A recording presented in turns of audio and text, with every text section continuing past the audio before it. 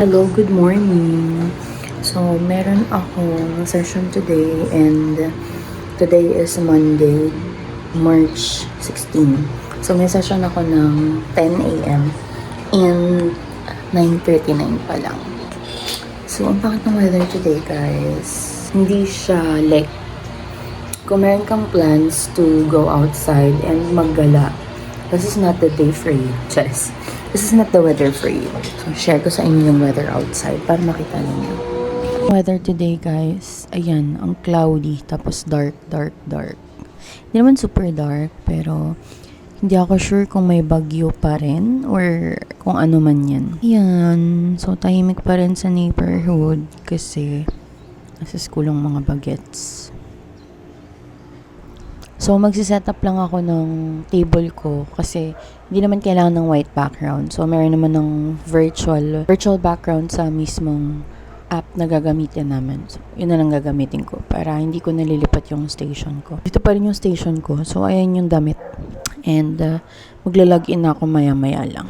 Hello! So, nasa session na ako, guys. Nakatayo lang ako kasi ang sakit ng tiyan ko. Kailangan ko mag-CR. Ayun, papakita ko sa inyo yung weather kasi sabi ko kanina ang pangit ng weather. Pero ngayon, tignan nyo naman siya. Oh, diba? Sobrang ganda ng weather, guys. Kung makikita nyo. Sobrang ganda. Nakakatuyo siya ng sinampay. Yung may sinampay yung ate ko dyan. So, yun ang ganda ng weather. Super ganda, as in. Ko lang to, and then after that, CR na ako. Tapos asikasuhin ko na yung mga aso. Kasi mamaya aalis ako. Punta ako dun sa bahay ng tito ko. Hello! So, tignan nyo naman, dumating na yung parcel kong inaantay na talaga namang wait lang. Close ko yung bintana. Ayan. So, ito yung parcel kong inaantay ko. Kasi, tignan nyo naman, ang cute niya, guys. So, tripod yan siya. Tripod yan siya, guys, na maliit lang, like as in. Tapos, meron siyang Bluetooth dito. Basta yan, papakita ko siya sa inyo. Wait. Ayan. So, ang cute niya, guys. So, ginamit ko na siya ngayon. So, ganyan na siya. Hindi niyo makita masyado. Basta yun, ginagamit ko na siya ngayon. And sobrang ganda niyang gamitin kasi maikli lang, hindi siya sobrang haba. Ayan, so nakatayo na siya ngayon, nakapatong siya sa table ko and sobrang ganda niyang gamitin kasi nga maliit lang siya. Kasi itong ginagamit kong isa, sobrang haba kasi neto. Ayan, ganito siya kahaba. Actually, mas nahabaan pa to. Hindi pa siya kahaba. Mag-blower muna ako ng buhok kasi hindi na ako tuloy sa alis ko. Dahil sa mga bagay-bagay sa buhay ko. So, bukas na lang ako aalis. And then, blower ko na lang muna yung aking hair. Ewan ko ba? Hindi naman ako may magganto-ganto ng buhok. Pero, okay din siya. Convenient naman. Sobrang ganda. So, sobrang ganda nitong tripod na to. Kahit saan mo siya ilagay, very, lang siya. Handy.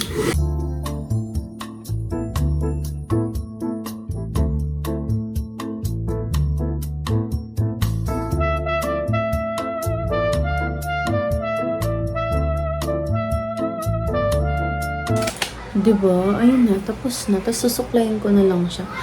Tingnan nyo naman kung gaano kaganda yung tripod ko. Ayan o, nakikita nyo ba siya? Ganyan lang siya kaliit.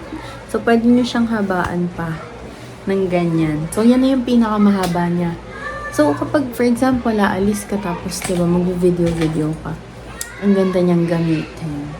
So, try natin, nakatalikod. Ito naman yung pag nakatalikod siya. Diba, sobrang ganda nitong tripod. Tapos, pwede mo pa siyang i-adjust, for example, portrait, ganyan. O, diba? Ang ganda niya. Alam mo yun?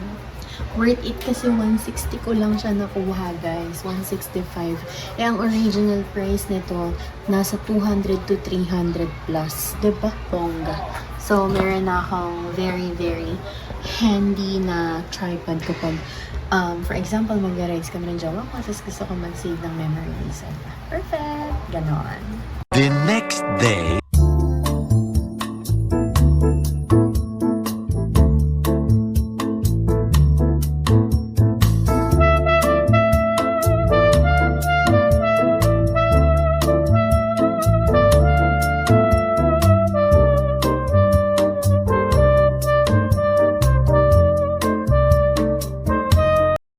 papunta ako sa tito ko ngayon. So, ito pa rin yung outfit na suot ko kahapon. Kasi dapat kahapon ako pupunta. But due to some reasons, so, may mga agenda today na nakapag-stop sa akin na mag-go. So, ngayon, go na ako. 3:10 na. So, mga 1 hour siguro yung biyahe ko. And then, mamaya, pagpa-uwi na, sasabay ako sa jowa ko. So, tignan natin ang mga kaganapan sa buhay kung ito ngayong araw na ito. Wow! Go! Hello!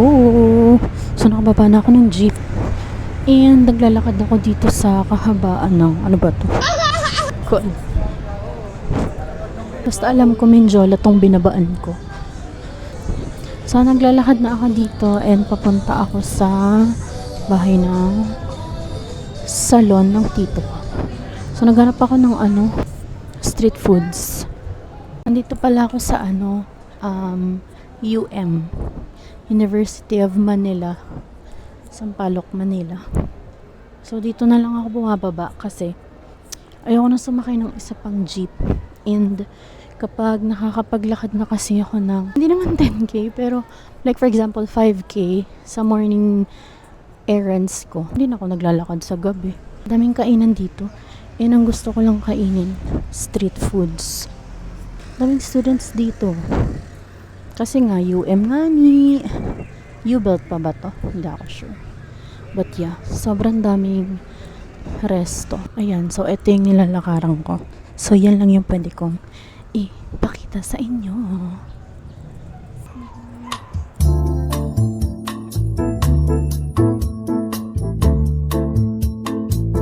Hello, so nakauwi na ako and almost 7 p.m. na.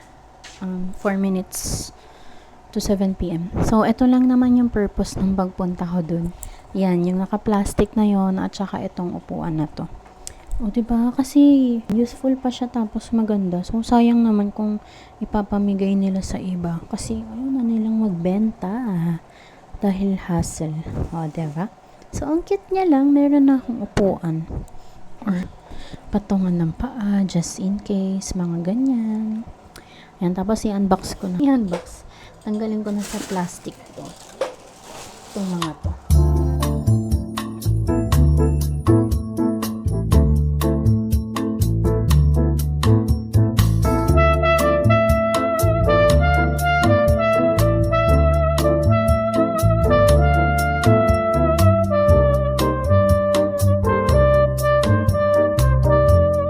Hello, so 11:28 na ng gabi and kakatapos ko lang gawin yung mga bagay na feeling ko kailangan kong gawin. So nakapaghilamos na ako ng mukha pero hindi ko nabura yung eyebrows ko kasi hindi ko rin siya masyadong binura. I mean, hindi ako gumagamit ng cleanser. So pag naghihilamos ako, okay na yun na yun. Ayun, so meron akong kinabit na eyelashes kanina kasi feeling ko ang ganda-ganda ko kapag meron akong eyelashes. Wow! Feeling ko lang naman, siguro naman, understandable yun. Ayun, so tapos na rin akong mag-dinner and everything. So ito na yung upuan na kinuha ko sa tito ko. Ayan, so dyan siya nakalagay. Tapos yung chair ko, o diba ang kalat? Tapos ko na pagtutuunan ng pansin yung mga yan. So itong mga nakasampay-sampay, tapos yung nasa upuan, ayan. So bukas ko na sila lahat gagawin. So ngayon, itatry kong i-edit yung mga nauna kong videos kasama tong today. And then, tatry ko siyang i-upload. Ayun, so thank you so much for watching and for coming with me sa aking ganap today. I hope to see you guys again on my next memories. See you next time!